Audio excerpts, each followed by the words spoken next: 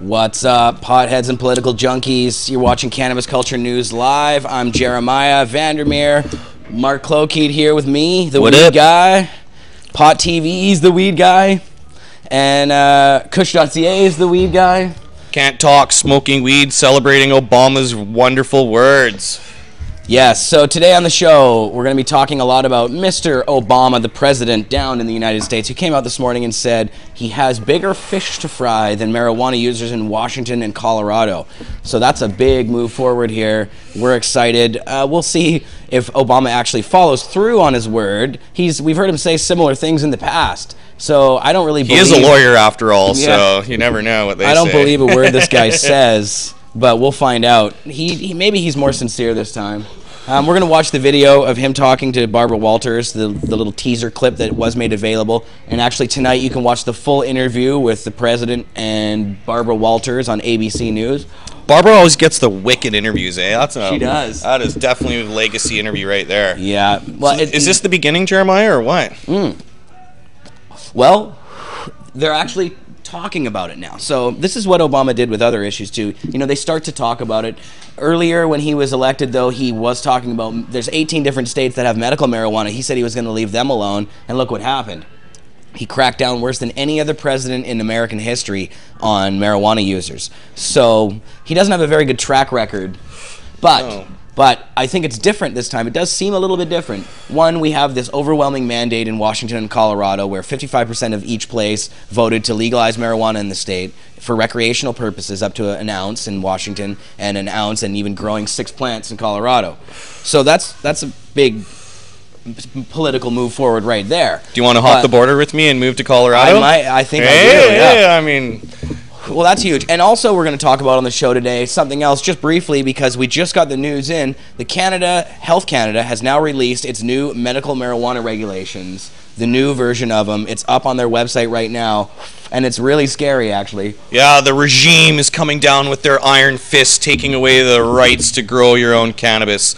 I'm sure they want to radiate it too. That's what I'm pissed off about. They already radiate the weed. What more do they want to do to it, you know? This seems like it's an all-out war on medical marijuana users, and it's not going to be pretty if they really do what they say they're going to do in this, which is take away people's personal cultivation. That's going to be crazy. Yeah, there's 10,000 current people with licenses in Canada, according to the government. And who knows if that number is really true, because what I find is they lag on the statistics, and I know the last 2 years they've been really, really overwhelmed. So I'm guessing way more than 10,000. The government lies about the numbers. And they're still going to give out MMARs up until 2014 and still allow people to grow until then. But after 2014, no more personal cultivation. But now there are parts of their new regulations that do seem like they might be actually a move forward rather than a step backwards. And that's the dispensary regulations. Now they are proposing that they'll have grow ops that will be licensed to grow and dispense this type of marijuana to people. Now I haven't read all the rules yet. I've just only read the first couple paragraphs before the show, so I haven't seen exactly what that's going to look like. But if it's something along the lines of the tobacco companies where it's just a few producers and, you know, it's all a bunch of horseshit irradiated, like you said, really like flim-flam bunkweed, and nobody's milled, gonna want it. and 13% THC content. It was really outrageous. Yeah. Also, I think it's... Nobody will want that, and they'll just continue to have a black market. We'll just grow our own. Yeah, but I mean, like, it should be like how alcohol is. You can brew your own alcohol. Why can't you grow your own weed? Fine, they want to put in these regulations, because the average Joe actually doesn't want to grow pot. They're, you know, physicians and doctors, you know, they don't even want to deal with prescribing it. So I think it really comes down to regulating it for the people that want to purchase it from a dispensary and letting the people that want to grow it for themselves grow it for themselves. Right, and I mean those are the stipulations. Now, as part of this as well, I don't see anything in these new rules that changes doctors' role as gatekeeper, really. Yeah. I mean, and that's what Judge Taliano in this recent Ontario case, Matt Murnau's case, that's what he was concerned about, that judges are gatekeepers right now, and they're the ones stopping people from getting medical marijuana here in Canada.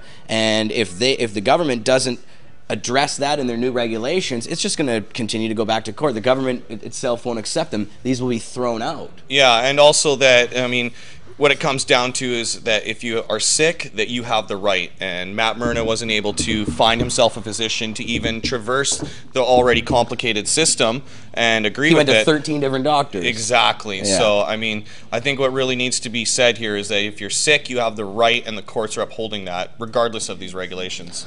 Right. Now, I'm going to actually post the link to these regulations in the chat room right now, and I'll also post it in the show notes so people can go and check these regulations out for themselves and see all the crazy, numerous, terrible things that they've included, and maybe some good things that they've included. Obviously, they're addressing the fact that we need some sort of dispensary system or some other method where there's more than one type of grower. They do address in the beginning that the pot that comes from their Manitoba Flin Flon mine is bunkweed and nobody likes it. And of Finally, course, are you serious? well, yeah, well, they mentioned it's $2 million weed. It should be the finest cultivated weed ever. yeah, they mentioned that was a concern that people weren't getting quality product. So And I think variety. I mean, being with where I work at a dispensary, I mean, it's really, really important that people have a variety of different cannabinoids for different ailments. Right. And that's what the new research is showing, that different cannabinoids help different diseases and problems that people have and symptoms. So, yeah, I think it's important that there's a variety for sure. yeah, for sure. Big time. But we'll see exactly what that means to the conservatives. How about we just get rid of Harper and just like legalize weed and like fuck the regulations? Let's just, Yeah. release the sacred plant that's never killed anyone. Well, and I did notice the other thing they'll be doing, at least it says in the regulations, is basically taking Health Canada completely out of the role of giving out these licenses. And instead, they'll amend the laws themselves to include sections for people who are, given a prescription by a doctor. Those people will be legally allowed to carry it. Yeah. Without having to have an exemption from our current laws. So that actually, I like where that's going. That seems okay. I personally believe that cannabis is safer than everything else that's legal out there, and that it should just be legal. And this is all just a big bureaucratic process. They're trying to regulate stuff, and in all honesty, I think it's just really a waste of money and time. And yeah, I have to agree with you. I think it's all ridiculous. It's a plant. We're the new America. Look at us now, eh? Colorado, 30 grams. Right? And 6 plants. It's all backwards. Now we can't even grow. Yeah, it's crazy. They switched it all around on us. I guess we're all moving down to the States. Yeah. Well, no, because we have way too much work here to do for Canadians, so we can't just abandon ship. No, that's another thing to mention. We got Sensible BC. They're doing their big campaign. This is before 2014, so and maybe that'll change some things. And then also the fact that marijuana should be voted upon constitutionally. And that there are these cases pending. And, that's what I was going to say. It was John Conroy's doing a case against this already. I heard that if people want to contact his office that are personal growers or they have a federal exemption for $1,000, everyone's throwing in. So if you got some coin, you're a grower out there, you're a little scared, you want to do something about it, tired of sitting on the couch watching Pot TV and not doing anything, throw in $1,000. Sensible BC can use some money too. That's right. Well, I assume there'll be a heck of a lot of lawsuits in the mix if these regulations really do go through. Nobody's going to stand back and just take this kind of thing. All these growers that have spent all their money, all their time, all their investment in learning how to grow, setting up their grows, buying houses based on their grows, all of insuring these things. Them. There's insurance for grows. Yeah. I myself had to pull permits, so I had to have the electrical guys come in, I had to have the bylaw inspectors, the fire department, they came with the police, the city. I went through all this hassle just to even get my commercial discount on the hydro. What is this? That one is... It's delicious. Blue cheese. It's Red One blue cheese from the Rascals. Oh. Yeah, it's on iMedicate's menu right now. He knows what he's doing. Mm-hmm. So, actually, can we show off some of what we have here? For sure. What do you want to look at? We got we have shown some Christmas edibles too. VIP here. OG. Okay, VIP OG. You can hold it up. Hold that up to here. I'll show the camera. VIP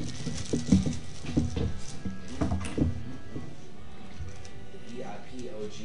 Look at these fatties. These things are huge. Gigantic. Nice. We got some nugs. This is chocolate. And this is some baba. This is just what we're smoking on the show today. And we got the world famous brownies. Eat to treat brownies. And everyone wants to see the weed, I'm sure. Yeah. And we got the kosher kush. Nice Christmas name, kosher kush. Good. Yeah. Blessed by a rabbi. Blessed. This is not really Christmassy. No, more Hanukkah. More Hanukkah. Well, dropping weed. Oh, now we got some Florida weed. Florida. The floor. Awesome, yeah. We got some shishka berry. We're gonna smoke this one next. It's like a raspberry flavored. All right. You'll tell me when we're smoking it, okay? You'll love the flavor. I'll be able to taste the raspberry. Oh, and we got some butter here. You want to take a look at this? Yeah. Yeah, here, show them the butter. I'll take it up there. This is crazy stuff. Rumpelstiltskin butter. Can you see it? Yeah, so we're going to do some dabs. Or I guess we could throw it in the bong, or we can throw it in a joint. Sure. We need a sublimator. Yeah. Well, I wanted to get to this Obama video because this is huge news, and whether or not Obama actually does what he says he's going to do, it's giant news anyway. Well, in the interim anyways, I mean, he said it now, so they're going to take some time to, like, go step on them if they're going to. Yeah. So, I mean, this gives them some leeway. And I want to talk about how this is different than what Obama said last time about medical marijuana with Alan St. Pierre, who will be on the show today. He's the executive director of NORML USA, the largest advocacy marijuana group in the world, I guess, or I think they are anyway. Geez, they've been around for 40 years. If they're not the biggest, they sure as hell should be. But yeah, NORML, maybe MPP is up there these days. Awesome. Anyways, NORML is fantastic. Alan's been doing great work there. He's going to talk about that's the Obama issue on the show. We're going to ask him some other things. But I want to play the video for you guys first, and you can hear Obama's words for yourself. And then we're also going to play another video, just a real quick 3-minute and 43-second video from Ethan Nadelman at the Drug Policy Alliance. He released this video just this morning in response to Obama. So let's take a peek here. We're going to pass the joints around while you guys watch it. That's right. Yeah. Back on the other side. Having a holiday tradition. It airs tonight on 2020, and Barbara's here with some of the highlights right now. You got the full tour, as always. I got You the full tour of the White House with the star of the White House, and it's not the president or the first lady. You know who it is. It's Bo. It is Bo, but you did sit down with the president and cover a lot of the news of the day as well. We did. We talked to the two of them, and you will see that they're very different when they're together. They're very funny and cute. But we also asked the president a very important question about the legalization of marijuana, because there are 2 states in which it is legal. Washington and Colorado. Let's take a look. Do you think that marijuana should be legalized? I wouldn't go that far, but what I think is that at this point, Washington and Colorado, you've seen the voters speak on this issue. And as it is, you know, the federal government has a lot to do when it comes to criminal prosecutions. It does not make sense from a prioritization point of view for us to focus on recreational drug users in a state that has already said that under state law that's legal. That's interesting. So the president doesn't want a conflict with the states on this, even though it's the Attorney General's final decision. And I asked him about the fact that when he was younger, he smoked marijuana, and what does he tell his girls? And he says what a lot of parents say, don't make the mistakes that I made. That's the only thing he can say. That's You also talked to the president about how he's spending that little bit of spare time he has. And you see the two of them together quarreling about Scrabble, no less. Take a look. You have an iPad. I do. Yes. What's your favorite app? Scrabble. Oh, yes. Oh. Gosh, sometimes I want to yank that out of your hands. Who wins? He's good at Scrabble. He's very irritating. She in doesn't. his... She doesn't like losing, so she stops playing. No, I don't like losing to you because you're a little irritating when you win. That's good. So that was kind of funny. That was hilarious. I left a little Scrabble thing in at the end because I thought it was hilarious. I think Obama's probably still puffing down. You know she's pissed when he's like nailing each word, Yeah. And he's just puffing his bong, in between hits. Yeah. He's going So and I nailing want the to Scrabble. like Obama. I really want to like him because he's got a cool personality. Seems like a nice guy. But I know too Compared many to other presidents, especially. Well, exactly. If you put on that But, level. of course, I know too many of the horrible things that he's done, not just on the pot issue, but on every issue. I mean, he's like blowing people up overseas all the time, unmanned drones in Pakistan and other places. We still have all the horrible Bush administration crimes going on that were going on before. We got too many joints. There's a log jam.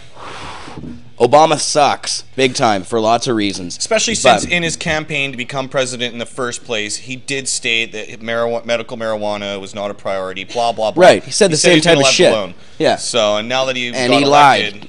Because they cracked down harder than anybody else, even harder than George Bush. He's a lawyer. He's a lawyer. Everyone's got to remember he's a lawyer. This is covered in shit.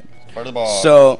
So that was the Barbara Walters thing. Yeah, it's got a little resin on. That's all good. Yeah, that's a good indication of THC content. Sticky shit. Very, very sticky. Trade? Yeah, it's almost 420, by the way. Isn't it where in Vancouver it's almost 420? That's right. Yeah. Right where we are. Yeah, 20 after everywhere in the world. You just got to line it up and you can celebrate 420. They should have a website with that Skypes in 420 at each time zone, so that you can go watch 420 somewhere in each time zone. So that's a cool idea. Go for it. Someone, you can take that idea and fly. Some web designers. All right. Let's play Ethan Edelman and get his analysis. Now, Ethan is a great guy. He does a lot of great work with the Drug Policy Alliance. He's always quite optimistic, though, I think. Maybe on a little too optimistic side sometimes, but I like that somebody out there has a very positive message about it. And Ethan also has a lot of contacts in the government, and he works with these people, and he talks to these guys, and so he kind of knows the thought process of the people close to Obama, and maybe even the Prez himself if they pass that down. So, and he does mention that a little bit in this as well. Let's watch. I like Obama saying the voters have spoken. I mean, that says a lot right there. I think it does say a lot. And also, just the fact that Obama is saying it himself is important. Like I said to you before, they had just released memos before. He hadn't really come out and said a heck of a lot about it. He was kind of asked about it offhandedly, but they never went at it like this, I don't think. He always avoided properly answering the question, too. Yeah. Like, they had that YouTube campaign to ask the president, and it was like the #1 question, and exactly skirted around that, too, right? He's had the opportunity. And even though his answer, he wasn't that solid, it still was kind of wavering. We didn't say no, we're not going to get him. He said we're not going to prioritize it. Right. And we're not going to focus on it. So what does that mean? Does that mean they're still going to do it, and they're just not going to focus all their attention on it, or they're not going to do it at all? We're still sending letters to landlords. Yeah, exactly. Still threatening people, but we're not going to do much. So we'll see what they really do. Check out Ethan Nadelman and what he has to say about it. Hi, I'm Ethan Nadelman from the Drug Policy Alliance. It's Friday morning, December 14th. The news is out that Barbara Walters on 2020 ABC just got President Obama to offer his first substantive comments about what he's going to do in the aftermath of Colorado and Washington deciding to legalize marijuana.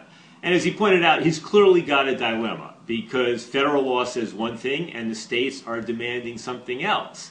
And what we've been hearing forever and ever is federal law enforcement reciting this mantra that it's all illegal under federal law, and therefore, we don't need to do anything here. There's no question to be addressed. Well, what was significant about Obama's comments was the following. The first was that he said that he doesn't support legalizing marijuana at this point. That reminded me a lot of his comments about his views on gay marriage, right? He was sort of indicating he's sympathetic, he didn't want to say anything, do anything, until the politics were such that he was forced to do so or thought it was the right thing to do. And from what people tell me who've spoken privately to Obama, he's vaguely sympathetic on this stuff, but this is not an issue that he wants to lead on, especially when Congress is not doing much of anything. A lot of the media attention this morning is focusing on his comment that the feds aren't going to go after recreational marijuana users and that the feds have bigger fish to fry. That's not really news. I mean, the feds have never really gone after possessors or consumers of small amounts, except maybe for federal agents in the national forest. So that's not really the news right there. But the thing I was most curious about was when he said is that what we need right now is a conversation. What we need is a conversation about how to resolve these conflicts between federal and state law. And that's the more promising part. Now, what worries me a bit is that what Attorney General Holder just said a few days ago is that they're getting very close to announcing their policy, and I haven't heard much about any conversation going on between the administration or Justice Department officials on the one hand and people outside on the other. So there is some concern.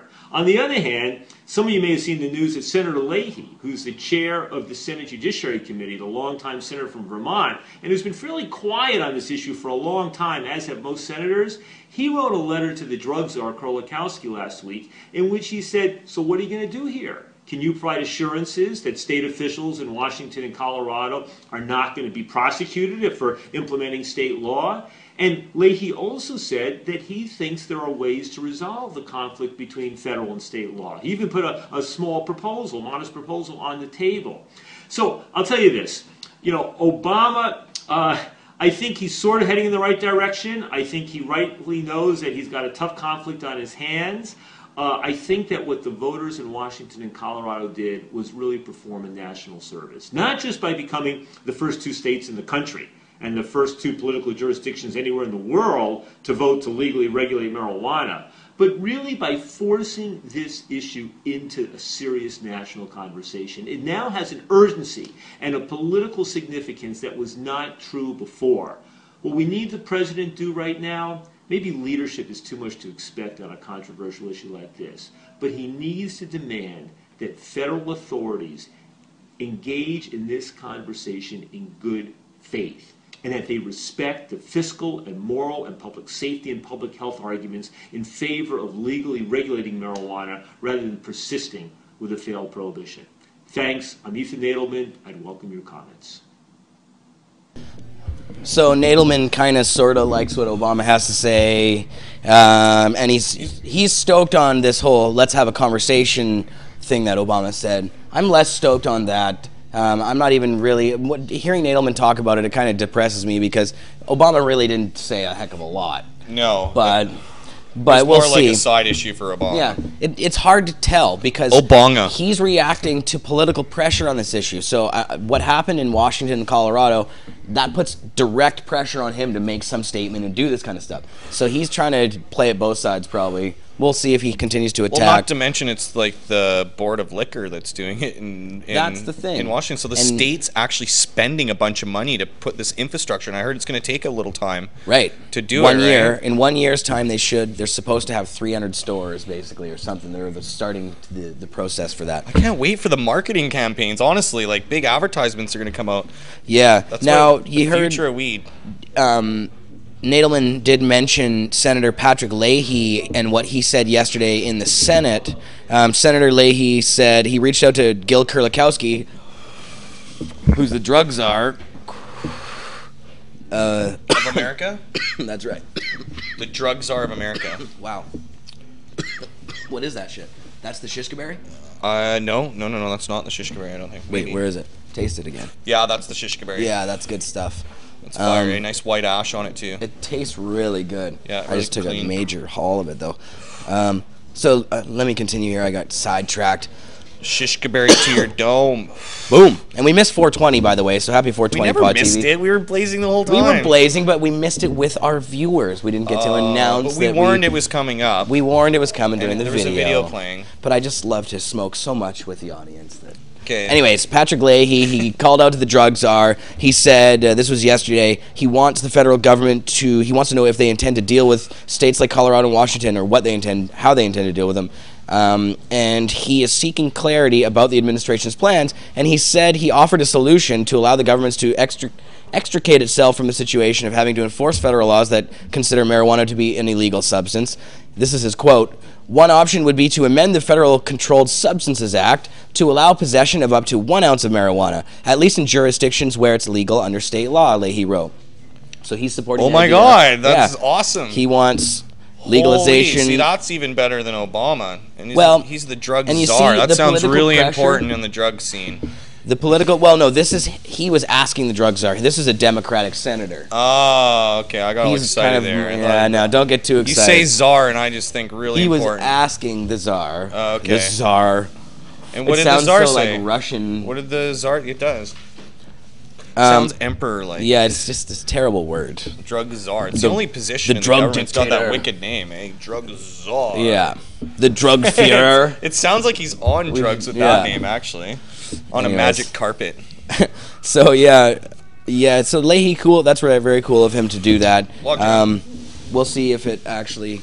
This is what I was talking about, though. If it wasn't for Washington State and Colorado, there wouldn't be these kinds of senators and political pressure coming forward like this, besides maybe Barney Frank and Ron Paul and the same old posse. But Leahy wouldn't have gone out on a limb unless these guys think that it's politically expedient for them to do some of the stuff, they're usually not doing it. Well, 55% of the vote in both those states, it shows them that they got majority, and maybe they should start talking like they're legalized. In Colorado, that was more popular than Obama. Marijuana got more votes than Obama did in Colorado. Yeah, so did the drug czar answer the question, or? Sorry. Drug czar hasn't answered that I've heard, okay. no. So Haven't seen that story We're waiting yet. for that response. Thank you, Marius. Get off your magic carpet. Who's working the boards over there, by the way.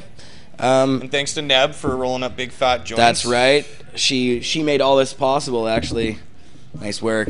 Those things fatties don't roll I was showing themselves. off. No, they don't. Definitely not. And especially not that well. No, Like, not even you continuous. roll joints that good. No, that's a solid joint. She's a pro. I got 2. So in just a few minutes here, actually in 3 minutes, we're going to bring Alan St. Pierre on of NORML. He's been director there for a long time now, and awesome. NORML's been around for 40 years doing this thing, I'm pretty sure. Okay, we're going to light up some Bubba Dank. Bubba Dank, do it. So I'm pretty sure that Alan is ready to go here. If I call him now, let's give him a shout. And what we're going to have to do is use this microphone over here because this is just a telephone interview. Hopefully he's ready to go. Sure. Doing it the old-fashioned way. We don't have the Skype going today, unfortunately. You gotta put 1 before every dial. Yeah. Long distance message, buddy. It'll do it for me. So I hope I'm calling him at the right line here. We'll find out if it's the right one or not.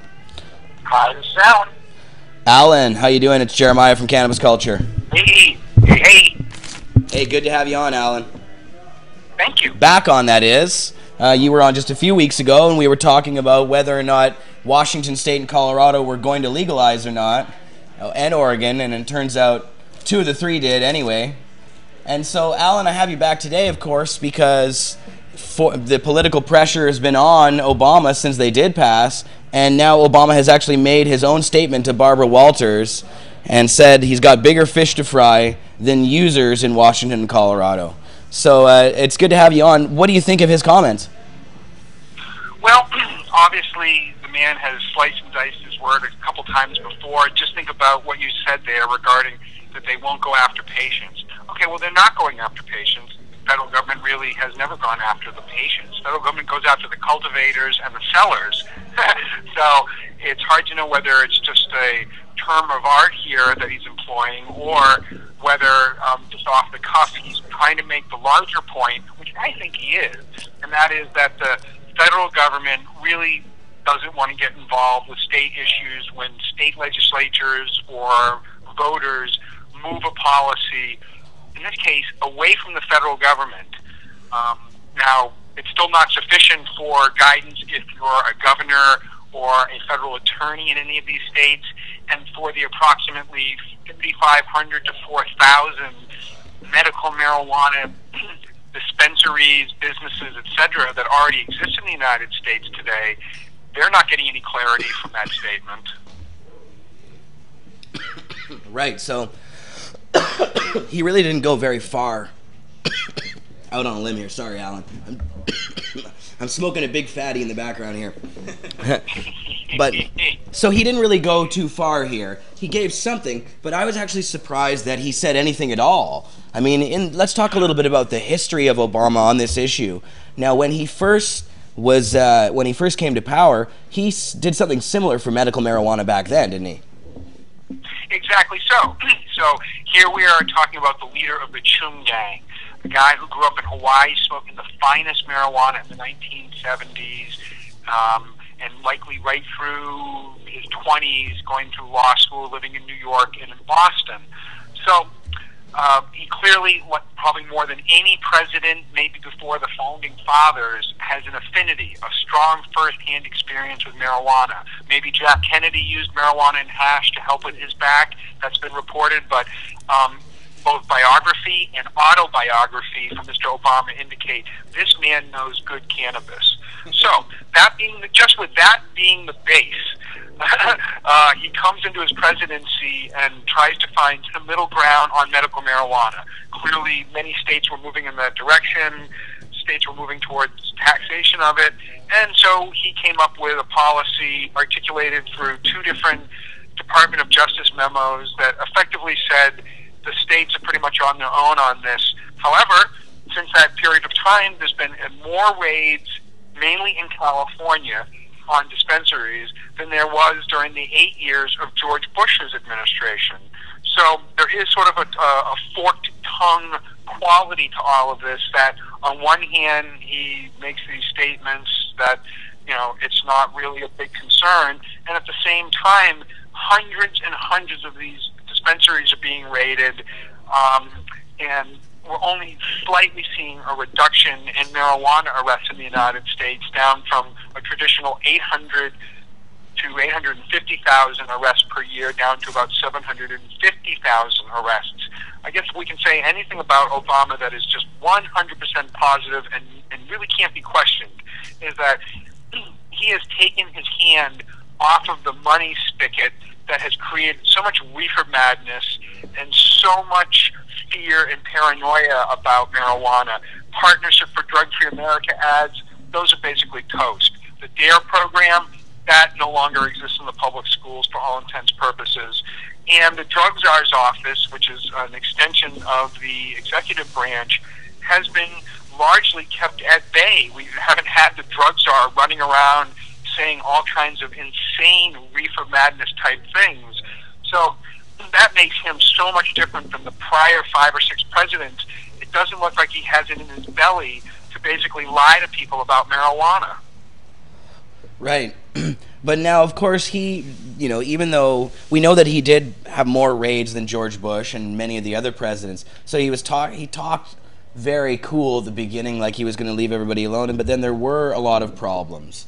So I'm just wondering if this is going to be more of that same talking out one side of your mouth and then acting completely differently.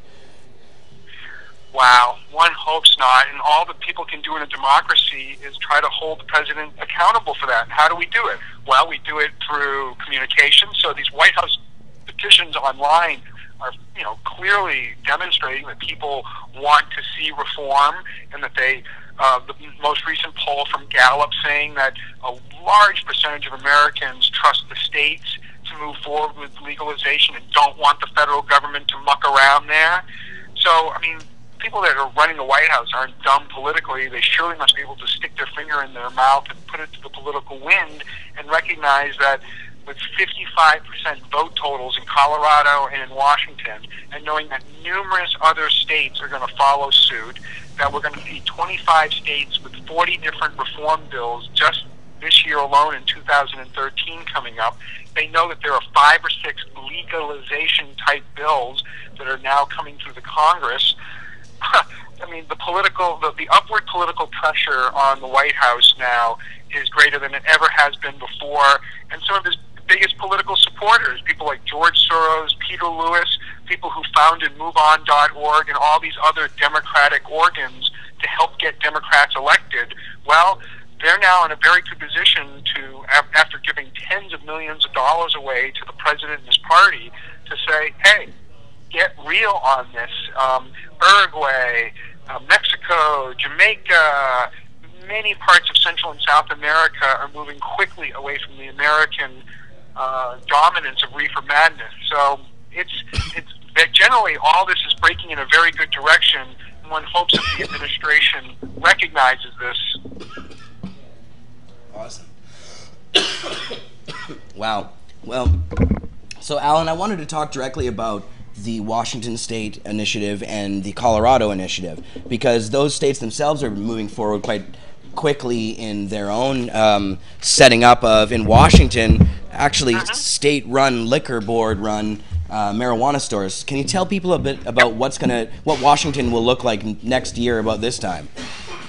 Yeah, it is about this time next year that adults will be able to go into Washington and go into a retail store where they're going to buy marijuana that's taxed at 25%. Now, 25% of what, we don't know. Once, you know, the market price is set by, well, the market. And so one envisions right now, generally speaking, it's about $100 for cannabis that's been well grown and manicured in that area.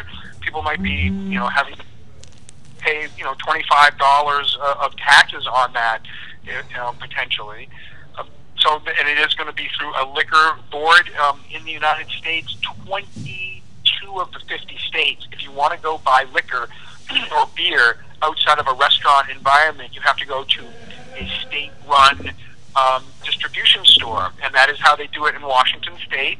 So in time, it's going to be the Washington Liquor and Cannabis Control Board, and it'll look very much like alcohol. The big concern of both patients and consumers is that in the new law is a 5 nanogram DUID limit, which would make it, for all intents and purposes, anybody who uses marijuana would probably come up positive upwards to 12 hours or so after they use marijuana. So that's a concern, and that has to be amended by law, and that can't happen until about a year from now because of the initiative law. So Washington is, they also enhance penalties on children getting access to marijuana, and you're not allowed to grow your own at home. And that is also something that needs to be amended in the laws in the future, to have people grow, 10, 20 plants at home. Right, and in Colorado, people are allowed to grow 6 plants now. Yeah, so here, that's a good example. Let's talk about the difference between the two bills. That's the laws. In Colorado, you can grow 6 plants, 3 of which can be mature and flowering. And there, they do not address DUID laws specifically. There was not enhanced penalty on children. And they did not set a really eye-popping vice tax at 25% like they did in Washington. So at NORML, we just generally call the Washington initiative the conservative one, and the one in Colorado the more liberal one. But I'll just remind the audience, they both passed at about the same percentage points, around 55%. So it's not clear which is the best path towards legalization, but we can see different strokes for different folks, but you can get to 55% whether you use conservative or liberal routes. Right. So now, yesterday, Senator Leahy came out, and he was asking Gil Kurlikowski for some clarification about what the government was going to actually do. But he also floated the idea of legalization of an ounce for everybody. Now, I guess we're going to see more of this as well, aren't we? More politicians feeling like they have the support of people behind them to actually have the courage to do these kinds of things. Jeremiah, I cannot tell you how different life is at NORML and Marijuana Policy Project and DRCnet and SSDP and DPA. Ever since this election, we spend most of our days up on the Hill trying to come up with the new legislation that all these legislators want at the state and federal level. So the earth has completely changed its position in regard to the sunlight of all these changes. Wow, that's great to hear. Can you tell us more about what's going on there in Washington? Well, in fact, I can distill. I mean, these are all incredibly strategic and parochial meetings that are held amongst all these different taxing agencies and lawyers of the government that now are clearly keen on moving in this direction. So I would seek your help and the audience's help in trying. We have now largely stipulated down to almost every important aspect of what it would look like to have marijuana legalized and sold in the United States, except for this one important distinction. And I think everybody who's going to listen to this question will have to think about it, and we have to come up with this together. Are we going to tax marijuana at the weight level or at the potency level? And that is exactly where we're at now in terms of that, which is so encouraging to me to think that almost all other aspects of this have been put aside and agreed upon, and we just now have to figure out whether we're taxing it by the weight or taxing it by the potency. Huh. Just well, like now, alcohol. Yeah. Now, the strange thing about the potency issue is the science really there on potency? I mean, we read about the percentages of certain active cannabinoids in the plant, but does that actually have a bearing necessarily on what kind of an effect it has on you? Or And does it apply to which cannabinoid? Is it just THC? Because Yeah. certain patients are going to be wanting to go for CBDs and all the different other cannabinoids. And here's what's so encouraging is to be in these discussions with these legislators and their staffers, and I really stress it's the staffers who are young enough and experienced enough to ask these same exact beautiful questions to demonstrate they really do understand that there's a difference between, for example, THC and CBD and CBN. So those are all the questions we need to sort of fully understand and answer here. Generally speaking, we can think of it such as this. Alcohol in the United States and most of the world is taxed on potency. Low potency beer and alcohol, low tax, high potency on the distilled liquors. In America, tobacco is taxed at a weight level. It's taxed at 4 separate levels. At the highest level, if it's rolled and packaged in the form of cigarettes. The second highest form is if you get tobacco and then roll your own cigarettes. The third highest level if it's pipe tobacco. And the fourth level is if it's for chew, spit, and bulk that's used for tobacco, for cigars and cigarellos, etc. And so there's a big difference between $2 per pound to, if I'm not incorrect, $23 per pound for tobacco. And of course, marijuana is split between the two. It is itself an herb, and unlike tobacco, it does have mild psychoactivity and can cause mild impairment. So, but the question about what potency is measured, so one suggestion that I've thrown out just to bridge the discussion is that maybe we simply have a strata of low tax for 33% or below THC, middling tax for 33 up to 66%, and then, you know, a much higher amount for what would basically be on concentrates, oils, super infusions.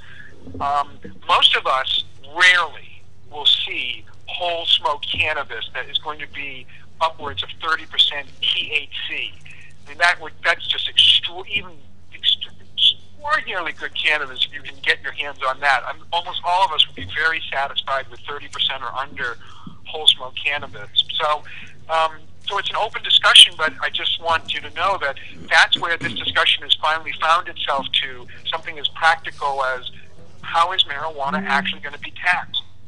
Right, exactly. Now, Alan, I just wanted to mention something. I noticed, well, you did an interview recently where you were talking about once that happened, or once the whole thing in Washington and Colorado happened, you put in a call or a memo or something or a letter to the administration of the government and also the tobacco companies. And so when I was advertising around the fact that you were on the show, I had a bunch of people that wanted me to ask you that question about the tobacco companies, because a lot of people are afraid of course, maybe not the model of the tobacco companies, but, you know, the years of abuse that these tobacco companies have perpetrated on the public with all these additives and horrible things, and that they're murdering half of the people that they sell their product to. So is there some concern that maybe, you know, that type of a model might be dangerous in that kind of a way? Oh, indeed. And so to be clear, there is a letter that was sent to the president, and there was no letter sent to any tobacco company or lobbyist. The reporter in that particular story sort of conflated the two things together, but there's no letter sent to the tobacco companies. But a separate discussion regarding should reformers work with tobacco companies? Well, in my view, I think it's pragmatically smart to do so for these reasons. One, they have awesome political power that cannot be denied. They have awesome amounts of money that have unbelievable amount of sway. 3, their business model is pretty much ideal. They work with all these different farmers from all these different parts of the country and world. They then fix a price. Everybody's happy on the wholesale price. They then process it. Now, this is where, of course, where I think all of us are so mad at tobacco companies is that they just don't take the tobacco and roll it up and sell it to people. They add all kinds of crazy stuff to it, for all intents and purposes, changing it from tobacco to nicotine maintenance addiction devices. So one thing's for sure, those who want to consume these products, would be rude to do so. And it would be great to have legislation that makes it clear that companies cannot add. This is a natural product, and once it's harvested, you can't add anything to it. And number 4 is that, well, of course, then they package it quite well, market it, and get it right to the places where people want it in the amounts that they want it, and they deliver billions and billions of dollars to the government in the form of taxes, through those tax stamps that are found on the bottom of the cellophane in the United States, which is how state and local and federal governments tax it. And then on the karmic side of this, you know, you're right. They produced a very deadly product for many, many years, and they lied about it. So karma exists. Why not start to produce a product that is really, really quite safe and has some preventative measures regarding cancer and other health concerns? They could, you know, distribute tens of billions of marijuana cigarettes all over the earth. You know, at NORML, we're nonpartisan. We're egalitarian about working with everybody who just simply wants to end prohibition. And clearly, tobacco companies are not prohibitionists. They're not anti-deonationists. But in the end, if you're going to work with partners, everybody has to be transparent about what it is that they want to achieve. And in the end, if they want to have a marketplace to sell marijuana to adults, well, that would seem like a logical partner to work with. But no, NORML hasn't reached out to big tobacco, but at the same time, we don't see them as the enemy necessarily. Cool. Well, Alan, you know, in spite or in light of everything that you've been working on and sort of your insider knowledge that's happening there in Washington, and of course with what Obama said this morning, what do you think is going to happen next? What are we going to see here? Oh, this is unbelievable. The news just keeps breaking almost every half day here. We were just leaving the Congress yesterday when Leahy's statement came out, and then you know, last night before I went to bed, the phone already started ringing off the hook from the wire services about Obama's statement being leaked by ABC News. So, what do we expect? We expect, as I mentioned earlier, the busiest state legislative session ever. We expect there are meant to be many bills in Congress, but will any of them pass? If you were smart bettor, you probably would bet none of them are going to get through committees, pass, and have governors sign them into law. But here are some things that will happen throughout the next year. The head of the Democratic Governors Association is the governor of Vermont, Peter Shumlin. And he is being joined by a whole bunch of other Democratic governors who get it regarding marijuana, and they want the federal government to change the laws. We're going to see probably some very large protestivals over the next year in places like Washington and Denver, where people come and celebrate these new freedoms and argue that the rest of the country should enjoy the same.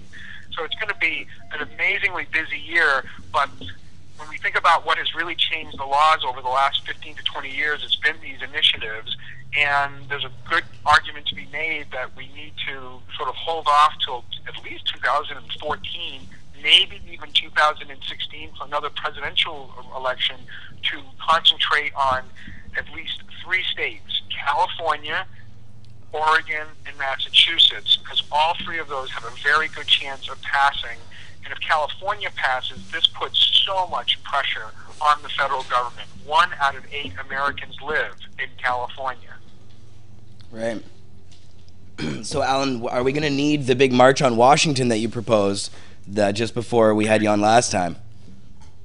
Well, it's going to be hard to know whether we can actually pull this off. So we've actually got some permitting issues in Washington. The Washington Monument, because of this earthquake a couple of years ago here, is still being worked on, and the areas that our original permits were granted, they've affirmed to us that we're probably not going to be able to use by April 20th. So we might be displaced on the mall. So that's leaving us right now between the board and the staff trying to discern whether we want to still do something in Washington or whether to move the event to, in this case, probably Denver, because it looks like High Times and Weed Maps and others are going to be focusing on doing a very large event. Slightly Stupid and Cypress Hill have already booked Red Rocks, and Snoop Dogg and a whole bunch of others want to focus on 420 in Denver. So I get the feeling that the center of the cannabis universe this year may be concentrated on Denver. Cool. Well, fantastic. If anybody would know, it'd be Alan St. Pierre of NORML. Thank you so much for coming on again, Alan. I appreciate your time, and I'd love to have you back again soon when more of the big news breaks, for sure. Well, I can tell you that probably the first couple of weeks of January, the most progressive marijuana legalization bill in anybody's life is going to be dropped in the legislative hopper in Congress, and that'll be the next phase of this discussion. Fantastic. Well, we'll have you back then, Alan. Thanks a lot. All right, well, have a very happy holiday. You too, for sure, Alan. Big thanks to all of the work that you guys do down there at NORML. We really appreciate it up here. We're going in the opposite direction, of course. I don't know if you heard, but today the Health Canada released their new regulations, and they want to remove personal cultivation from our medical system completely. So we have a long way to go up here, even though you guys are going the opposite way. Yeah, I did read that, and I'm sorry to see it. And I hope in time, if America goes in a more progressive direction, if you will, it'd be wonderful to see if Canada can not go against the grain and move in a direction that even America no longer embraces. Right, exactly. Awesome, Alan. Thanks a lot. We'll talk soon. Right, best to you. See you, Jeremiah. You too. Fantastic. Awesome. Yeah, Alan's always a good interview. Wow, so there you go. Some he's like an encyclopedia. That was awesome. Oh, Just yeah, his knowledge alone on the tobacco industry and stuff. Good question, Jeremiah. That was very enlightening. Thanks, man. Good weed, by the way. I'm trying not to sit over here choking up on all the Barbara weed. Walters doesn't cough throughout the whole interview. Oh, sorry. Yeah. Barbara's hitting the bong in between tokes with Obama. That's probably what's really happening. Yeah. That's why they're talking about Scrabble and the stuff. green room. Yeah.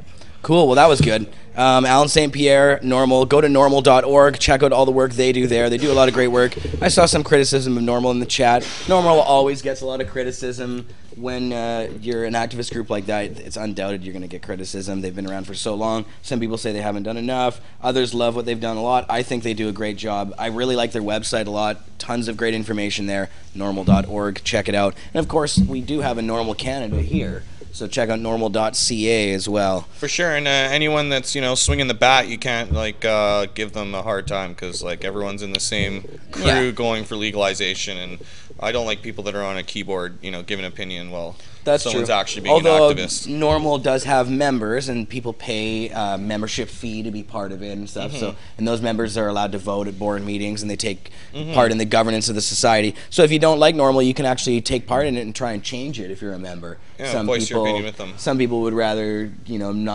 not be members, and that's cool too, right? Maybe there's other groups out there like MPP or others that are better, or that are better for that type of person. Or starting your own campaign. Yeah, exactly.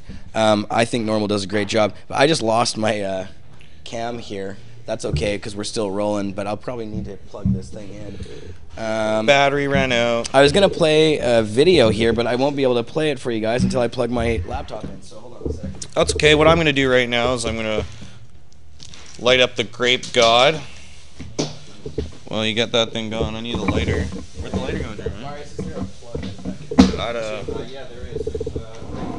There we go. Nice.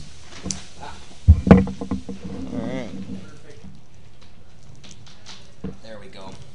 So we do have a few more things. Yeah, one of the things I was really wanted to comment on was how the actual process of it coming to market in Colorado and Washington, actually what process they're going to do. Are they going to get it lab tested? Do they have to radiate it? I mean, like they do in Canada, and what actual food grade standards they're going to have also would be a part of the legislation, what standardization. So that's something that people should watch out for. And the growing methods also that they have, what sort of process are they growing indoors? Are they using pesticides? All those sorts of questions, the growing methods. It's something they got to work out now. Exactly. That it's actually happening. Yeah. It's a good point. Well, it seems like my computer really actually fully died here. So hopefully we'll be able to get it back. Marius, you loaded in an interview that you did earlier. That's right. Yeah. Is that in there now and ready to go? I guess you won't be able to tell. I'm not supposed to be loading stuff on this computer, so. Right, exactly. Oh, that's okay. We'll get to that in a few. And the other thing is, I have upstairs. I can run upstairs and launch a video. It should be fine. I have 2 other videos to play as well that I'd like to play. But if it comes to that, we can get you to run up there, and you can just produce the rest of the show from there. Try some grape god. It may, although it's been Sativa. having problems lately. Sativa to pick you up, give you a little energy. After that This one's great a sativa? interview. I just love him. He's awesome. I don't know anyone could criticize that interview. That was just amazing. Like, the knowledge alone lets you know where NORML is, you know? Like, that guy was just seemed like he's in on it. He knows everything that's going on. Ask them how the sound quality was. And what I liked about this interview is that Alan gave us some insider stuff that I hadn't heard before. You know, he's working right with the government, working within, and they're all doing this. Yeah, when the bills are going into Congress. I mean, in 2 weeks of January, you heard it here on Pot TV. I mean, that was amazing. So, yeah, like stuff that you can't even Google right now. All right, so this is running again here. I also had 2 other videos. So the other videos I wanted to play was a video from Wednesday. It's actually a video of Jody Emery, the Princess of Pot, here in the building, giving a talk at our Christmas party, our Cannabis Culture staff Christmas party. And you were there. Yeah, amazing speech, and like really brought it home, and just an honor to be around everyone that was there at the party. It was just like, it's always nice to come down to the Pot TV party. It's just like it's coming home. Yeah, it is fun here. It was a good party. It was packed, actually. It was a really packed and really well-attended party. I had so much fun that it happened so fast, and all of a sudden it was over. It was only 4 hours, but still, it was just like I sat down, and all of a sudden it was 11:30 already. It's true. It did go by really fast. Good food, lots of munchies. There's actually a blog post on the front page of Cannabis Culture right now that you can go and check out. It's my blog post, and it has some photos I took during the party and also the speech I'm about to play of Jody. You can find it there as well, if this studio will open for me, which it isn't at the moment. Awesome, yeah, and I got some video footage of everyone smoking, and Urban Grower was there, so I'll also be posting video too. I got it into iMovie last night, and I'll be editing it up today. You were walking around with your camera shooting everybody. I heard several girls complaining that you came right up to them, or somebody came up to them while they were like eating, and they're like, They were not me. Ha ha ha. I had a cameraman suit. Cameraman. Yes, oh, the suit is Eric. Eric. Eric, the suit.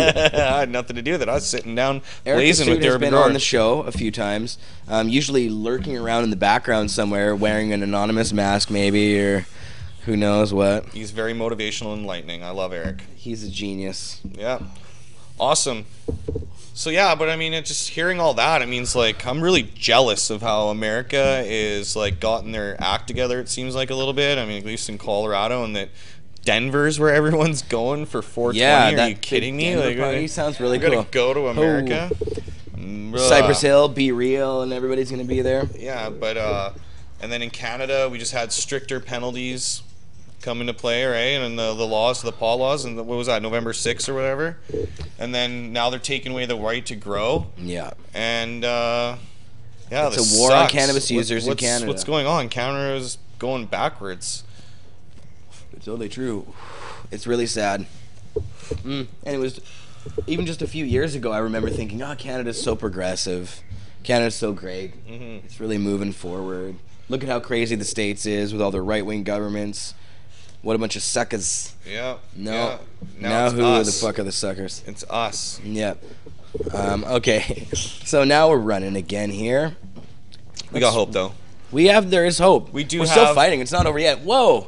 What a bizarre thing. Eric. Wow, we were just talking about Eric just walks right into the room. Hey, buddy. That's very strange. How's Did a little segment about you on the show here. You had no idea. Now you're going to have to come on. Yeah, come say just hi, because everyone. that is so trippy and eerie. I just called you very enlightening and awesome. Thank you. I called you a genius. Yeah. I feel the same way about both of you. You should have known you're coming. I didn't even talk to you nothing. The cell phone's off. Real. Awesome. That was pretty cool. Okay, get rolling. All right.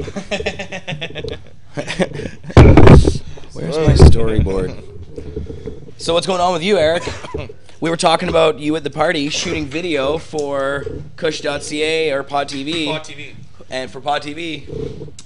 I was enjoying myself. It's fun to get behind the camera and get in front of people's faces and knowing everybody and helping out with Pot TV and activism.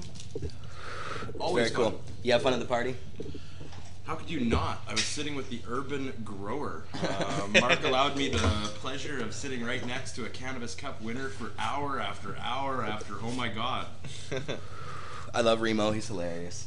Yeah. And everybody at the party, it was a lot of fun. I'm about to play Jody's speech from the party here. I'm going to cue that up.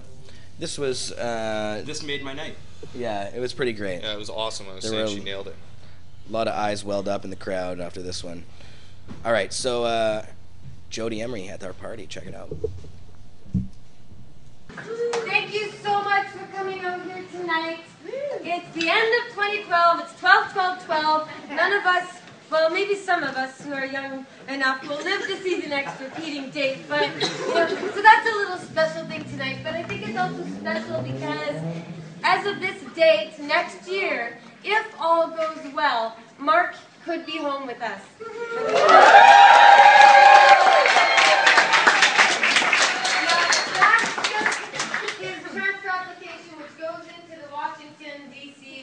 Justice Department on April 1st, April 6th technically, but we're submitting it on April. We have about 30 days. We'll hear from the U.S. government. We expect they should approve it, but leading up to that, I have to get a lot of political support from U.S. politicians endorsing his transfer, so I need people's help to connect me with any politicians or people they know who can help us out in endorsing Mark's transfer on the U.S. side. And then we've got to get the Canadian government to approve him, and that's probably going to be a tougher fight, but with enough pressure and the threat of maybe some more office occupations, I've been in Harper's before, I'll go there again, you know, but like, we'll do what we have to do to get Mark home as fast as possible. He could be home on Canadian soil if he's approved in around September, and then he has to spend some time in Canadian prison, about 3 months or so, and he can be out in time for Christmas next year, if all goes well. And I need people's support, so when the time comes and you see me on Facebook or Twitter or hear about it, we'll be asking your support to also get Canadian pressure on for Mark getting transferred home, because with this government, it is going to take a really strong, loud effort, and we really need people's help. But we also have the campaign. Dana is so awesomely leading.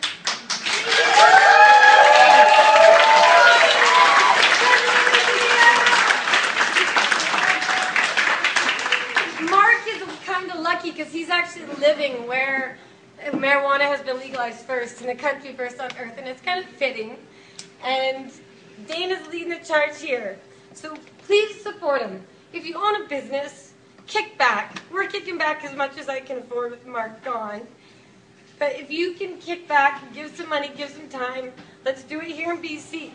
And then bring Mark home, and then we'll get rid of Harper, and then we'll end prohibition, and then we all get to have a great big party, and it's going to be awesome.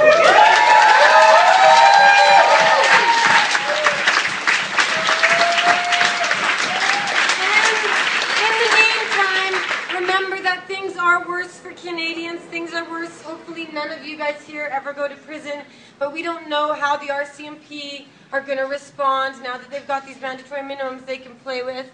We don't know what's going to happen. It's just starting. So this could be maybe one of the last happier Christmases. I don't know. I hope we're all here again next year this time, and we have to continue to commit to making sure we help each other out despite our differences, whatever bullshit from whatever past we have.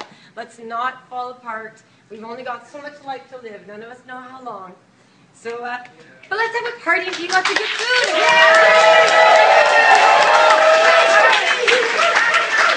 right. Let's have a great time and Merry Christmas. And a hand for Jody Emery.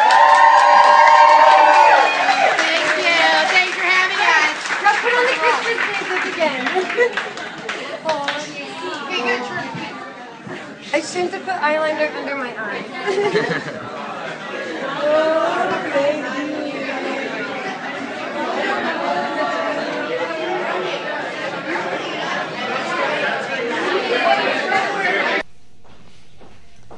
We're back.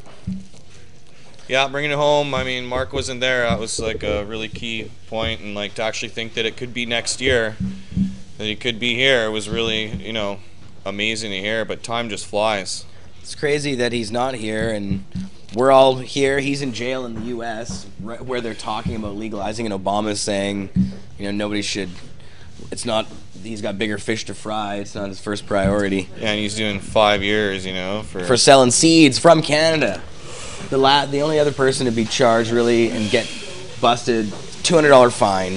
$200 fine. Yeah, now the states that he sold seeds to are actually letting people use an ounce at a time, you know, and walk around with it. So yeah, it's kind of ironic, actually. Yeah, it's insane. It was an awesome party though, and like just to Good see party. everyone there, Opus and like just everyone, Dana Larson and Yeah. Jody, of course, was there. And It was Urban packed. Grower. A lot of Yeah, fun. It was awesome. Friends and family, good Christmas. This place always. I has can't great remember parties, everyone though. was there actually. To tell you the truth. I can't remember much. I don't even. I won't remember this afterwards either. From the amount of weed we smoked. I am Awesome. so. Did you have any of the high candy right now. yet? Whew. I just swallowed a little piece of this candy. It's quite tasty. It's a little actually. chewy. Yeah, it's really potent. strawberry flavored or something. Yeah, it's strawberry. You nailed it. Pretty good. Yeah, Oh. it's meant to be easily taken. There you go. Very Okay. popular. Well, let's watch. We're gonna finish the show up soon here. I want to get through these videos. This is McMahon. You guys know McMahon. Monday I was night, just talking about him. Monday, 3 p.m. Yeah, that's right. Here he walked into the Oh, room man. again. Now, this is McMahon on Shaw TV, Port Alberni, over on the island. I had the pleasure of hanging out with McMahon at his place over there when Dana Larson was on his tour. I was just covering that for Pot TV. It was a lot of fun, and Dana had a great tour stop there in Port Alberni, thanks to McMahon setting it up. But check him out. He was a former BCMP candidate, and he's got his own show on Pod TV on Mondays at 3 p.m. Pacific time, Opus Live with McMahon, where he smokes big cannons and a lot of Burmese and the bong with me. We're gonna light that and up. Marius. Blue Here he cheese. is on Shaw. They're just plants. You propagate them by seed or by cutting. They need light and water in order to grow. But this crop is cannabis, and if I were to plant those seeds, I'd be breaking the law. With the new mandatory minimum sentences that have come into effect, this many plants would get you, if it was your own home, at least 6 months, minimum 6 months in jail, automatically. And if it was a rental accommodation, 9 months. My tour guide is Mick Mann, a Port Alberni resident with a definite green thumb who has a permit to grow and possess specific amounts of medicinal marijuana. This is Burmese, like the ones you were looking at in the other. This one here is about almost 6 weeks into the 8. I'm allowed to grow, use, and possess marijuana for medical purposes personally. My license is known as a PPL, or Personal Production License. But Mick is more than just a gardener. He is passionate about changing the laws that pertain to marijuana, and to that end, he's become a political activist. It's full-time. Yeah, it's full-time. I have a show I do Mondays on Pot TV. I'm here on the computer every morning, at least, well, for most of the morning till about noon some days. It's a full-time occupation being an activist and trying to get things changed. Hanging posters, hosting his own show, giving interviews, and even writing a book, Mick is tireless in his pursuit of what he sees as a sensible approach to cannabis in BC. What we want to do is bring in the Sensible Policing Act. Now, quite often our provincial politicians tell us when we talk about legalizing marijuana, there's nothing they can do, that's Ottawa's issue. But in fact, there is something we can do. The Attorney General of this province can direct the police in the province on what to make priorities.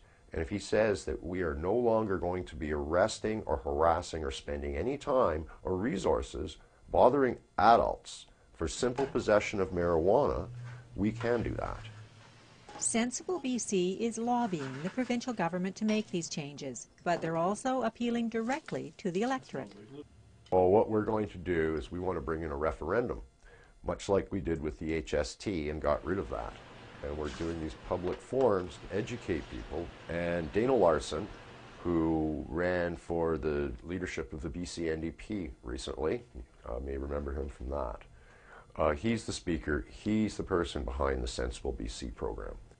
It will take a massive effort to effect a referendum in 2014, and Sensible BC is working now to raise the awareness necessary to make it happen. We believe it'll be a safer province if this law is adopted, and like the name says, it's sensible. The Sensible BC Forum is being held in Port Alberni on December 6th at Shars Landing. And if you want more information, give Mick a call. He'd love you to show you his operation. In Port Alberni, I'm Nancy Wilmot. Popcorn. This popcorn is really good. I love this stuff. It gets me so fucking high, though. Every time I eat this popcorn, I go home and I'm just like KO'd. It's so delicious, though. Really good. Infused. It seems like it has a lot. Maybe I'm just a wuss when it comes to edibles. I can't eat edibles without totally going to sleep. Yep, I know bro Jake loves them too. So yeah, talk about going on the radio all the time. You've been on the Bro Jake show several times. You brought me on the Bro Jake show one time. Yep, and that was fun. Todd Hancock. And yeah, no, I'd worked with Danger from the Fox also, right? So before, but no, it's been awesome. I mean, those guys are like true supporters, and I believe that them having me on the show is just like furthering the movement, and it's you know, kind of speaks of the trend that's going on. But I'm gonna swig your water. I go down there and they treat me like gold and throw me on the air. Todd Hancock had his last show of the year. He's taken 2 months off to have a kid, so he had me on there at 5:15 prime time, and on the Fox. So when everyone's in their cars, and help plug Chris and I's conference that we did. So, the Cannabis Roots Conference. You know, they're just like really, you know, that's just out of the goodness of their hearts, right? So it's really, yeah, just been an honor actually to be able to get on there. And so, yeah, they're the ones calling me, and it's, you know, just been a mutual relationship. Very cool. They're good buddies. Yeah, so fun going down there. They seem just totally like their eyes wide, huge when you brought in these big bags of pod. Yeah, well, it's Vancouver. It's what people want to listen to. They want that kind of content. They have wacko people calling in, big stoners and stuff. So it's just a ball to go on it. But like, they all voice that they're really supportive, you know, and it's a good trend to see, because it wasn't like that before, you know. So yeah, I'm honored to be on it, and like I said, they're just good friends now. So it's just awesome that I'm being able to go on there, you know, whenever they want. So it's awesome. This is a little bit off topic, but I'm seeing this out in the crowd here. Eric is puffing on this fake cigarette thing that glows at the tip. What are those things? I keep seeing those around. What's in them? Is this one tobacco or what? Is what? there tobacco inside of them? Nicotine, yeah. There's real nicotine in these things. Show the camera this thing. But could you put weed in it or something? Oh, yeah, everyone uses them. They have lots of different sticks. But what do they have at my place? This is from Wawa. And you want to shop at Wawa, and this is Square cigarettes. These have nicotine in them. This is menthol, that's why it glows green. Nah. And this is FAA approved, which means I can smoke this on a plane, and I'm a global kind of guy, as we all are. He's not allowed to smoke. He takes Marinol sometimes, and this is nicotine also. Or just track something horrible, down. But I'm addicted, and yeah, this saves my life. So it's just like a little vaporizer, basically. It is a tiny little mini vaporizer. Yeah, they also have one called an e-stick that I use. It's really good. So, but why don't they have why don't they sell these yet as vaporizers for pot with the glowing end? And well, they do. Stuff? They have it. It's called e-stick, and they sell them at iMedicaid if you're a member. Oh, okay. I'm sure they got them downstairs. I guess I'm just not up on. No, yeah. we have the all I'll the bring one on next show. All the different ones. I hadn't seen any of them that glowed at the tip though. There you go. So you're like that fancy stuff. I love those flashing lights. You're like FAA approved. Saw you out there flashing. So yeah, there's like a lot of vaporizer pen. Where'd you get it? Size. One of my customers, I give them product. They send me e-cigs. You can't get this in Canada. No nicotine. No nicotine allowed in the e-cigarettes in Canada. That sucks. Fuck, I'm moving to America, man. What the hell's going on? I gotta hop the border. In the States, anyone that can get me over the border, I'd like it, please. In Washington State, you can go into an AM/PM and buy a 24-pack of beer at any time you want. You can go into a 7-Eleven in California and buy hard liquor at any time, 24 hours. I heard someone was telling me that sometimes it's cheaper than the pop. Oh yeah, it is. Like, you know, what the well, that's crazy. Yeah, if you go get a 24 case at AM/PM, I used to see those for like, whoa, this was a long time ago, but it was like $6. They had sales on them, like just ridiculous cheap prices. And here in British Columbia, for those who don't know that are watching, in British Columbia, what do we pay for a 6-pack now here? Like $15 minimum? Yeah, and then that's also depends on where you get it from, right? Because we have all these like private liquor. Yeah, we have cold beer and wine stores. We have government-run liquor stores, and then we have cold beer and wine stores that sell beer and wine, and now they're allowed to sell actual liquor too, hard liquor. But it's really expensive. Yeah, till 11 o'clock. Till 11. Yeah, the liquor laws here are not very good. No. It just creates like a bunch of crazy tax. That's the way the government gets away with it, charging all this money, is they say, oh, it's a vice, we're trying to limit people actually using it. Why? Why are they trying to save us from ourselves all the time? I hate the nanny state government. Especially when it comes to booze and drugs. Are we going to Denver? See, that's what I'd be worried about if they try and do that to pot. You know, if they ever try and limit or tax the shit out of it, to the extent that they tax liquor here in the province, I'll be very upset.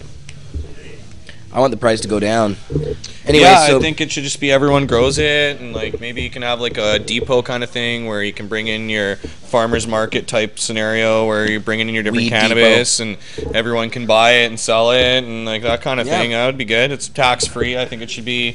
I mean, maybe you should have. It's like a fishing license where you got to buy like a certificate every year. You know, something like that at worst, right? Like, I really think it just needs to be free, right? Like, Be at the beginning of the candy aisle.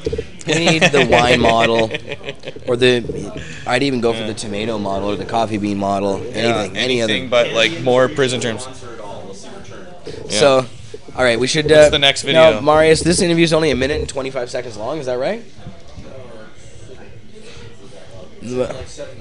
It says 1 minute and 25 seconds. Lee Kitt interview, is that what it's called? Yeah, it just says that it's 1 minute and 25 seconds long. So that doesn't really look. That doesn't look like it's. Should we just do it on the next show? Are you maybe? sure you want to play the video? Can you do it on Procaster? To have Do it on anything that's Procaster. 1 minute and 23 seconds that you might not want to play. Yeah, well, it's just that his interview was supposed to be 7 minutes long. That's what I'm saying. It might be a different video. Right, I see. Oh, So I be understand. careful. What do you Right. got on there, man? Maybe we do want to play it and see what it is. It's a mystery like video. Opening a present. It's early Christmas. Secret Mario, On Marius the files. 9th day of Christmas, we got Marius playing Marius's Mario. video. Okay, so we're gonna play it or I'm not? sure he's got lots of Russian interesting roulette. videos over on that computer. What's it gonna be? The content unknown. Now he's gonna put it on Procaster. But he's just so we has don't get to know what's on that actual video. No. Can we look later? Yeah, sure, we can watch it right now if we want to. I don't know. What is it? I don't know. Here, let's see. We're watching it here. Oh, there it is.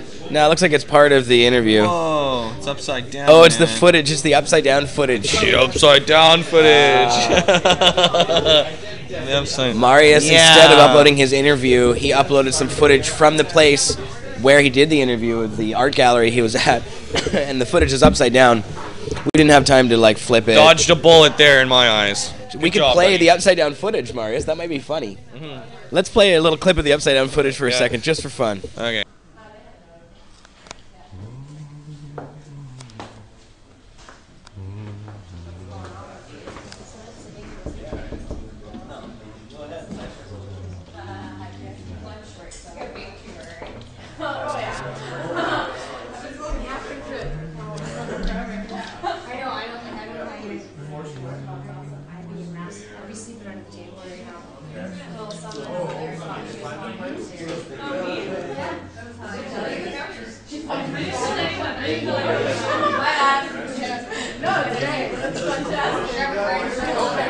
I was walking through the hallway and the door was open to go down the stairs to the basement and I tripped out. Oh yeah. We got one that actually fall down the stairs.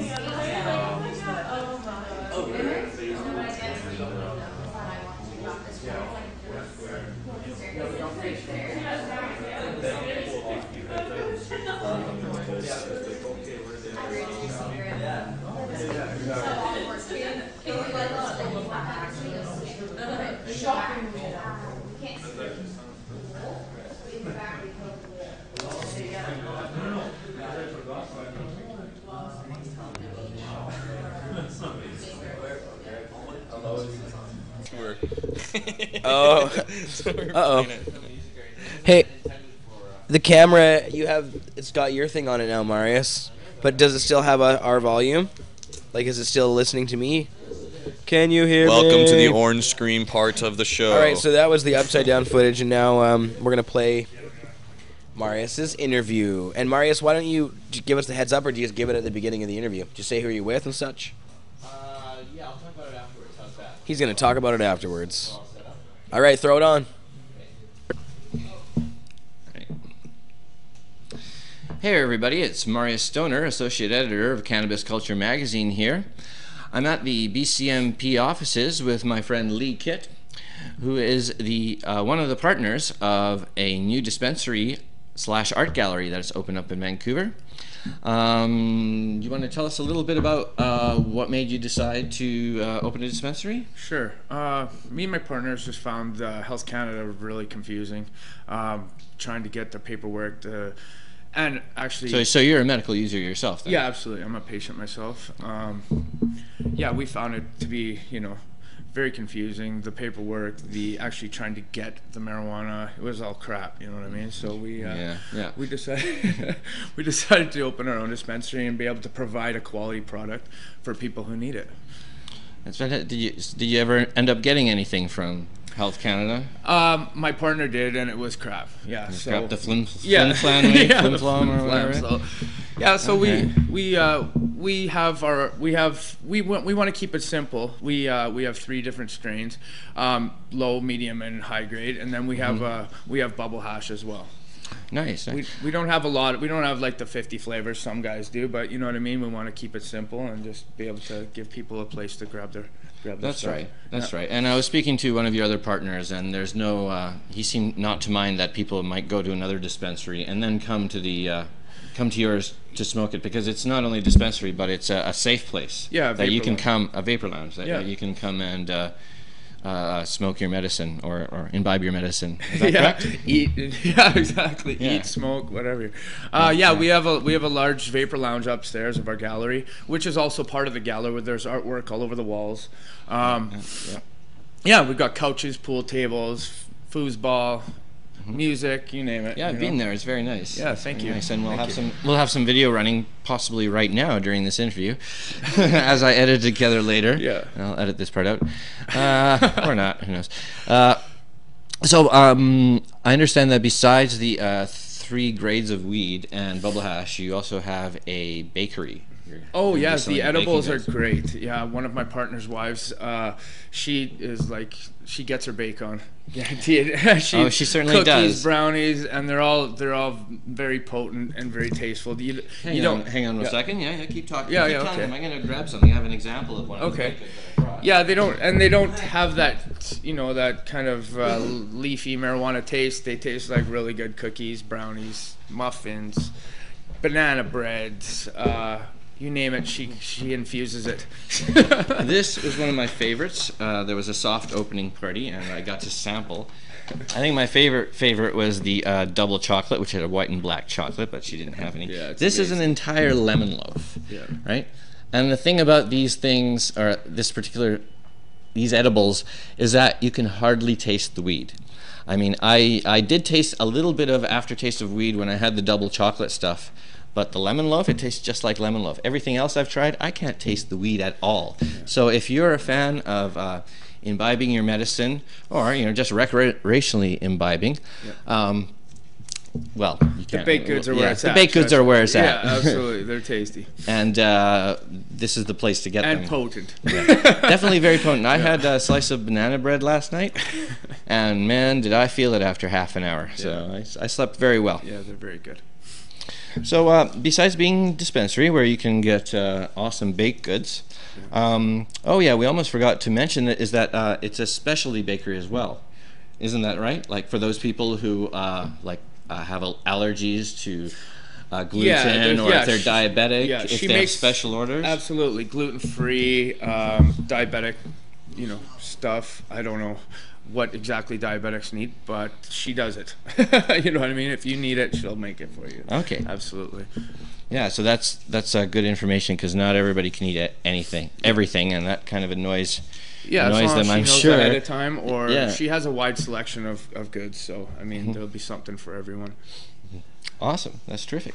So besides being a dispensary and a safe place to hang out, vapor lounge, you're also an art gallery. Yes. You're the founder of Art Addiction? Yes, yeah. I'm part owner of Chelly's Gallery. That's the main gallery area. And then I opened a company called Art Addiction, which I use to find artists and bring them to the gallery and showcase their work. It's just another avenue to bring in artists, exactly. Like with Chelly's and Art Addiction, and they all kind of trickle down together. And Right. makes, I and it understand gives that a big most variety. galleries charge quite a bit to post. Yeah, our consignment fee is pretty reasonable. It's only 35%. Oh, that's excellent. Where other galleries are 50-60%. We can, we like to we want to accommodate local young artists that you know, might not be able to get into these stuffy galleries that charge outrageous consignment fees, right? Speaking of local young artists, Bob, why don't you come into the camera and say hi to everybody? This is one of the people you might see. You might see there. I think he'll be on the. Bob is our in-house artist. Yeah. I'm so freaking shy. Oh, poor guy. How you doing, bud? Bob? Good, good. How's So why don't you tell us a little bit about the gallery from your perspective? Oh yeah, what Closer to the microphone, what Lee's done here is we've gone through the neighborhood and we cherry picked young kids from the hood that got talent that these chip on the shoulder blue chip guys won't go near because the work is either too modern, dark, or progressive, or they don't have a background in the arts. Well, screw that. If you got talent and you want to paint, bring it in. We want to look at it. We prefer drug-oriented art, of course. If you're a stoner and you like to paint, talk to us, man. Maybe your work's good. You never know. Folks might buy it and surprise you. More weed money, I guess, eh? Well, come on by. You'll love it. Excellent. All right, Thanks, Bob. Thanks, Bob. Yeah, so there you have it. There's Bob will be there. He's the resident artist, and he'll be sure to, if you're an artist out there and you have or you're a medical marijuana patient and an artist, or you just have drug-related stuff, these would be the people to talk to. Yes. I'd say. Absolutely. So let's tell people how to get down there. It's 138 East Pender. Yeah, I it's understand. between Maine and Columbia. Maine and Columbia. And, look for the big green windows. We have huge green windows painted on the front to give people privacy as well when they're using the vapor lounge. Yeah, and we have a big storefront display.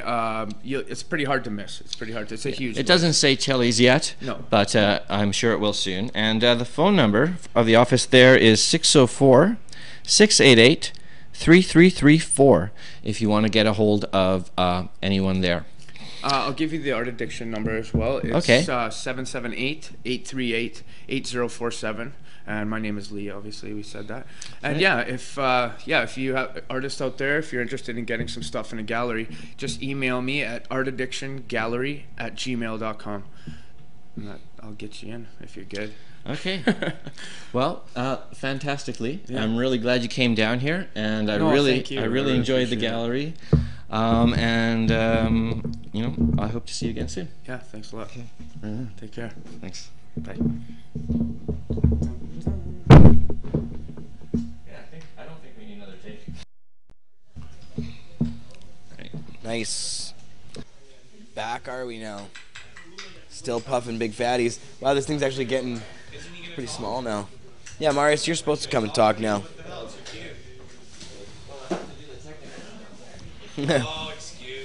Jeez. But we could hold up some bud here. So yeah, lots of bud on the table. That was Lee Kitt, one of the founders and partners of the new dispensary and art gallery, which is really cool, where Bob High works. And here's the lemon loaf. I haven't opened it up yet. Maybe I'll do it on lemon loaf. Oh fuck! Is this more edibles? And the thing is, like I said, Jesus. I'm gonna share this. These I'm so ripped already. You cannot taste. Yeah, maybe not right now. Maybe I'll share. Oh no, I'll share I want it a with the piece. lounge staff. I think. I want a bite. I'll just show it to you. I want to try it at least. Sure. I love lemon loaf. It's so good. No, I like. I'm not saying I. And I love. I want to get high. I have a telephone call. I like being high. That's your Tears for Fears ringtone. There we go. Thank God for little text messages. Here we go. This is a beautiful lemon loaf, and you will not be able to taste. Wow, it because it does look good. And, you can't taste what? If I can't taste it, the weed in can, it, obviously. Yeah, the weed in it. It's especially. I hope you can taste the lemon. It's especially made for people. They actually started by not liking the taste of weed, and met a lot of people who did not like the taste of the weed. So they specialize in baked goods. Now you can't taste the weed in, so it tastes just like what you want. Can I have a bite of it? No. And gimme. All right. Try there a piece. you go. Here, Not a whole slice. Do you want an end piece or part of an end piece? I love the end Take piece. a little end piece. There you go. I'm a huge it fan looks like of the a little end piece. muffin or a big fat mushroom. I just want to take a small bite. And also, if you're Like, All right, I'll eat it mentioned all. in the video, if you have any special allergies, you're allergic to lactose, or you're diabetic, or have any other specialized illness, this is the lady to go to.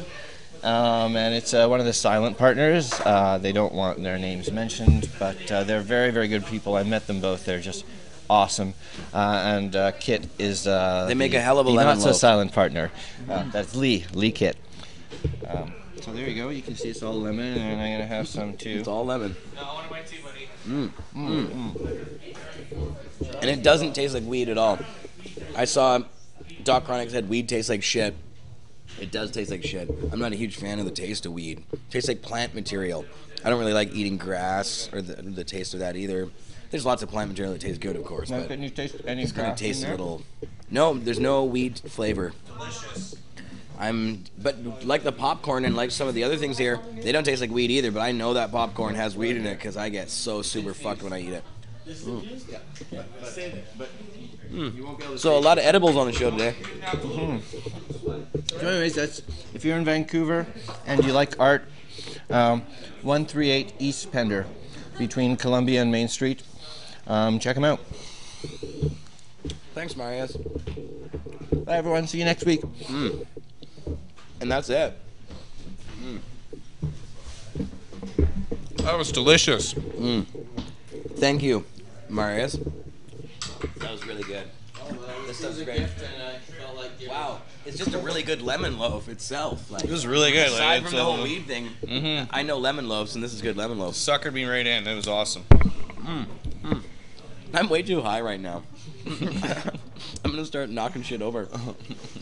All right, so this is the end of the show, I guess. It was a good one. Thanks for coming on today, Mark, and getting me so super high. Thanks for having us. That was an amazing interview, man. It was really informative, and I just feel like I know what's going on in America right now when it comes to marijuana legalization. That's right. Big thanks to Alan St. Pierre of NORML, the executive director. He is fantastic. Check out normal.org. And big thanks to Marius and his guest. And go online and watch that Obama video and spread the video. You know, it's a pretty big thing. So That's the right. president did say some good words. So and Merry Christmas, everyone, too, right? Merry Christmas. Happy And holidays. On the next show, we'll talk more about Health Canada's new regulations. Hopefully, we'll have a lawyer on to tell us what it all means. Probably Kirk Tusaw, if we can get him on. If not, we'll have somebody on to decipher what exactly this means and what will change, if anything will change, if they'll get away with this. We're gonna if we'll read fight it all. in the courts. I want to read it all. It's gigantic. I was looking at it just before the show. I was like, oh yeah, I'll try and see if I can get it in an hour. No, it's gigantic. It's just huge. So it's going to take a while to get through this one and see all the nasty little things that the conservatives have tucked away in there. Yeah, I'm scared. Yeah. Going to Denver. We're moving to Denver. That's right. We're going to move down there with it's Snoop just- Dogg and. No, I love Vancouver. We're going to fight this. Yeah, exactly. We're not over yet. This thing isn't the end. I don't know. It doesn't matter. The conservatives won't be there forever, man. This has got to turn around. Well, you know what? They're also When Premier scumbags Justin on the whole Trudeau- business level too, right? They're getting caught Yeah. for a lot of misuse of government funds. Yeah, hopefully one of their scandals will catch up with them finally. We'll see if that ever happens, but yeah, there's enough scandals to go around. So, yeah. Anyways, guys, thank you very much for watching. Love you guys, and we'll see you next week, Pot TV. Peace. Season's greetings. Music. Okay. I'm stealing the feed. Mwahaha. We're taking Pot TV back over from Vancouver to do a big bong rip. Yeah, we didn't do a a butter. bong rip, so it was. Rip and yeah. We missed 420. We didn't do a bong rip. Beautiful. Sweet.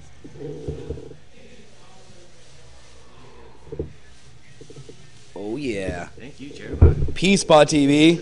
Peace.